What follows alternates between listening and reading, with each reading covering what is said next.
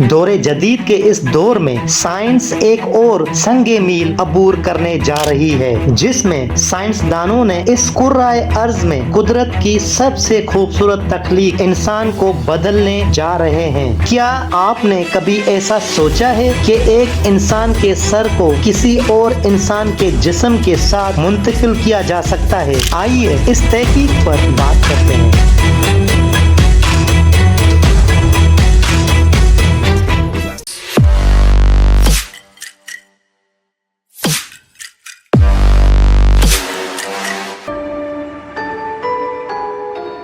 دوستو، head transplantation کے حوالے سے حال اور مستقبل پر بات کرنے سے پہلے ہم سیدھا ماضی میں چلتے ہیں۔ کیا آپ یہ جانتے ہیں کہ ہیڈ ٹرانسپلانٹیشن صرف جدید سائنس کی پیداوار نہیں ہے؟ مصری اور یونانی جیسی قدیم تہذیبیں ہزاروں سال پہلے سرجری کے طریقہ کار کے ساتھ تجربے کر رہی تھی۔ 1950 میں سوویت یونین کے سرجن ولادیمیر ڈیمیخوف نے کتے کے ہیڈ ٹرانسپلانٹ سرجری کی اور مختصر کامیابی حاصل کی، اور وہ کتا کچھ عرصے بعد زندہ نہیں رہا۔ 1970 میں امریکہ کے ڈاکٹر رابرٹ وائٹ نے ایک بندر کی ہیڈ ٹرانسپلانٹ سرجری کی، جہاں ایک بندر کے سر کو دوسرے بندر کے جسم سے کامیابی سے جوڑا گیا، اور اس آپریشن کے بعد بندر دیکھ سکتا تھا، سن سکتا تھا اور کھا بھی سکتا تھا، لیکن گردن سے نیچے مفلوج ہو گیا تھا اور وہ صرف چند ہی دن زندہ رہا۔ اسی سال ڈاکٹر رابرٹ نے ایک چوہے کی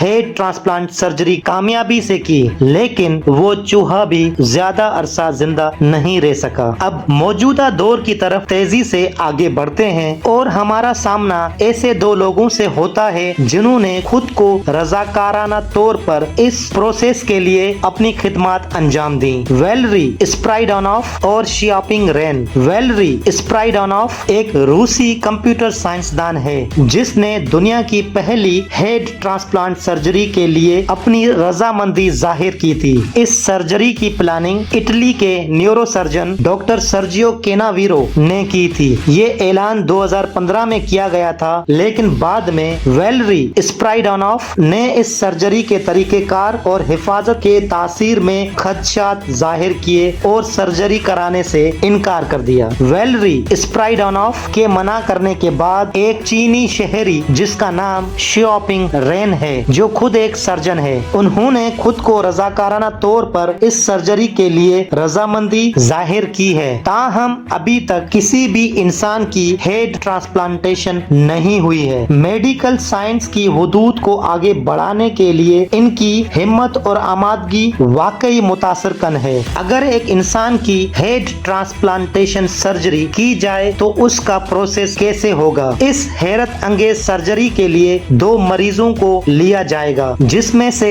ایک مریض کا دماغ پوری طرح سے ڈیڈ ہو چکا ہوگا، اور دوسرے ایسے مریض کو لیا جائے گا جس کا جسم کسی بھی جان لیوا بیماری جیسے کینسر، لکوا یا اپائج ہو چکا ہوگا۔ اس کے بعد آرٹیفیشل انٹیلیجنٹ روبوٹ ٹیکنیک کے مدد سے دونوں مریضوں کا سر جسم سے الگ کیا جائے گا، اور دماغ کو زندہ رکھنے کے لیے اس میں سے سارا بلڈ نکال دیا جائے گا اور اس کو فریج کیا جائے گا، اور جسم کو زندہ رکھنے کے لیے اس میں آکسیجن کا پائپ فٹ کر دیا جائے گا۔ اس آپریشن کو مکمل ہونے کے بعد آرٹیفیشل انٹیلیجنس روبوٹ ٹیکنیک سے ایک دوسرے کو آپس میں جوڑ دیا جائے گا۔ بلا شبہ ایسے انقلابی طریقہ کار کے ساتھ بہت سے چیلنجز اور مسائل سامنے آتے ہیں۔ کیا اخلاقی طور پر انسانی شناخت کے ساتھ ایسے چھیڑ چھاڑ جائز ہے؟ یہ وہ سوالات ہیں جن سے سائنسدانوں، اخلاقیات کے ماہرین اور مجموعی طور پر معاشرے کو نمٹنا ہوگا۔ ہیڈ ٹرانسپلانٹ سرجری کا سفر امید، تجسس اور